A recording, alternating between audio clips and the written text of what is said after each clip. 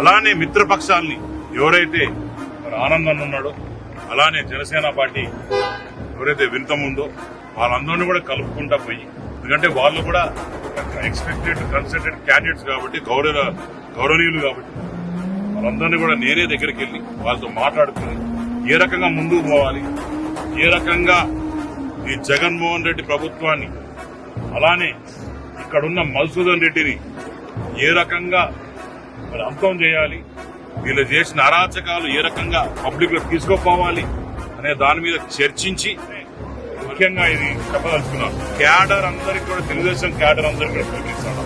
మనం టికెట్ వచ్చిందని చెప్పి ఎగిరిపడిన అవసరం లేదు, వాళ్ళకి రాలేదని బాధపడిన అవసరం, పోరాటం చేయకూడదు. అందరినీ కలుపుకుంటా పోయి మన క్యాడర్ అటు బీజేపీతోని అటు జనసేనతోని ముగ్గురు రెస్పాన్సిబిలిటీ అనేది ఇంకా పెరిగింది.